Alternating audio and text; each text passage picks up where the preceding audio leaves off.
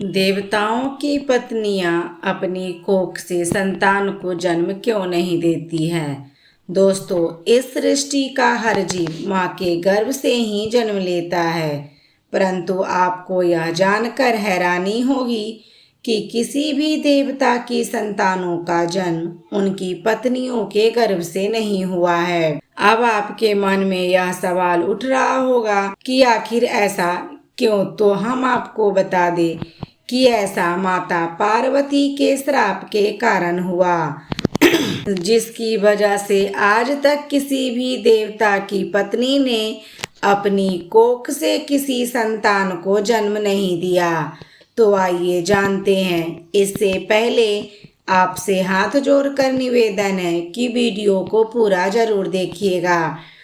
पसंद आए तो लाइक, कमेंट और शेयर कीजिएगा। आप देख रहे हैं आध्यात्मिक कथाएं। एक बार कमेंट बॉक्स में हर हर महादेव जरूर लिखें। स्कंद पुराण में विस्तार से बताया गया है, जब माता सती अपने पिता दक्ष के यज्ञ में गई और वहां अपने पति भगवान शिव के अपमान को सहन न कर सकी और फिर उन्होंने उस यज्ञ की अग्नि में आत्मदाह कर लिया। इस बात का पता जब भगवान शिव को चला तो अपने गण नंदी के साथ हिमालय पर चले गए और वहां तपस्या में लीन हो गए। इधर इस लोक में नमोची का पुत्र तारकासुर और परमपिता ब्रह्मा की घोर तपस्या करने लगा। तारकासुर ने सैकड़ों साल घोर तपस्या करने के बाद एक दिन ब्रह्मा जी को प्रसन्न कर लिया। ब्रह्मा जी उसके सामने प्रकट हुए और बोले कि हे वत्स, मैं तुम्हारी तपस्या से प्रसन्न हूँ, अब तुम मुझसे वर मांग सकते हो। परमपिता ब्रह्मा की बातें सुनकर तारकासुर बोला, प्रभु, यदि आप मुझ पर प्रसन्न हैं तो मुझे अमर और अजर होने का वरदान दीजिए। तब ब्रह्मा जी बोले, यहाँ कोई अमर नहीं हो सकता, क्योंकि इन संसार में जिसने भी जन्म लिया है उसकी मृत्यु अटल है। ब्रह्मा जी के मुख से बातें सुनने के बाद तारकासुर बोला, प्रभु, तब मुझे वर दीजिए कि मुझे शिव जी के पुत्र के अलावा कोई नहीं मार सके और मैं अजय रहूं। उसके बाद ब्रह्मा जी तथास्तु कहकर वहां से अंतर ध्यान हो गए।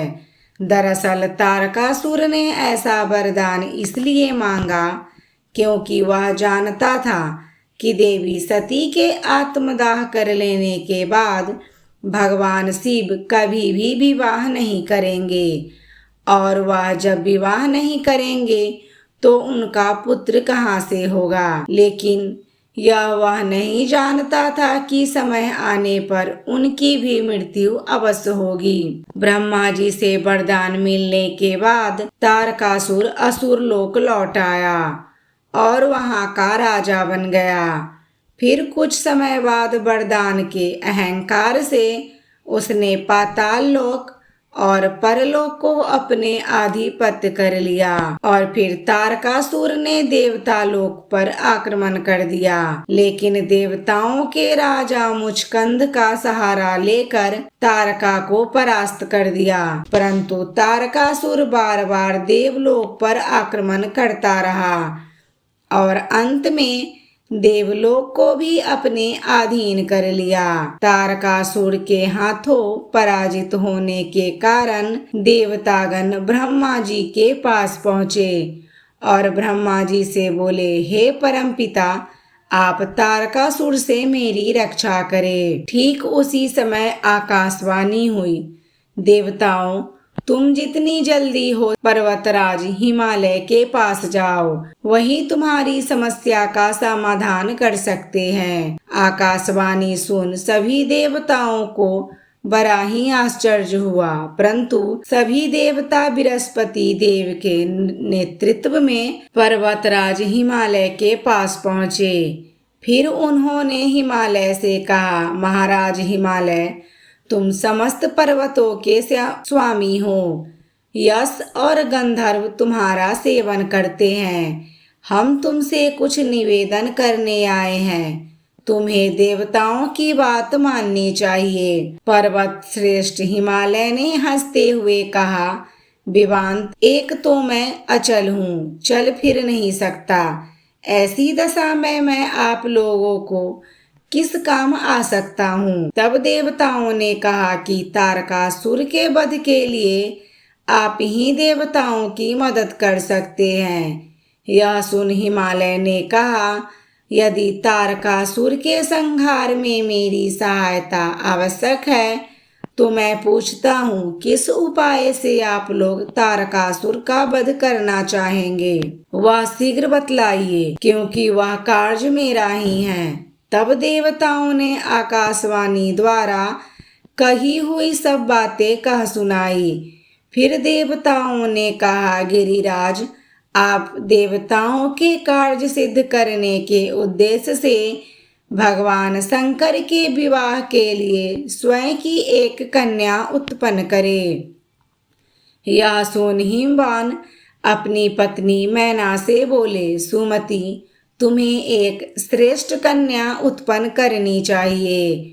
उसके लिए कुछ दिनों बाद पर्वतों की रानी मैना ने बड़ी प्रसन्नता पूर्वक अपने गर्भ में कन्या को धारण किया। कुछ समय के बाद मैना के गर्भ से एक कन्या उत्पन्न हुई, जो गिरिजा के नाम से प्रसिद्ध हुई। उस समय देवताओं ने फूलों की भारी बारिश की। संपूर्ण त्रिलोकों में प्रसन्नता छा गई। माँ सती गिरिजा का जब जन्म हुआ, उस समय दैत्यों के मन में भय समा गया और देवता, चारण और ऋषिगण आनंद को प्राप्त हुए। उधर जब गिरिजा 8 वर्ष की हुई, तब एक दिन हिमवान अपनी पुत्री गिरिजा को भगवान शिव से मिलाने ले गए। भगवान शिव उस समय हिमालय की कंधराओं में अपने पार्षदों से घिरे हुए तपस्या में लीन थे। वहां पहुंचकर हिमवान ने मस्तक झुकाकर शिव जी को प्रणाम किया और बोले, हे प्रभु, आप गिरिजा के साथ प्रतिदिन अपने दर्शन के लिए आने की आज्ञा दे। परंतु भगवान शिव ने आज्ञा देने से मना कर दिया। लेकिन देवी गिरिजा के बार बार अनुरोध पर वह ठुकरा न सके और प्रतिदिन अपने दर्शन के लिए आने की आज्ञा दे दी। हिमवान प्रतिदिन अपनी पुत्री के साथ उनका दर्शन करने लगे। इस प्रकार भगवान शिव की उपासना करते हुए पुत्री और पिता का कुछ समय व्यतीत हो गया, परंतु फिर भी देवादिदेव महादेव अपनी तपस्या में लीन थे। यह देख देवतागण चिंतित हो उठे कि भोलेनाथ तो कुमारी गिरिजा की ओर ध्यान ही नहीं दे रहे हैं, तो फिर तारकासुर का नाश कैसे होगा। इसी व्यथा में देवताओं ने कामदेव को शिव जी की तपस्या को भंग करने के उद्देश्य से बुलाया।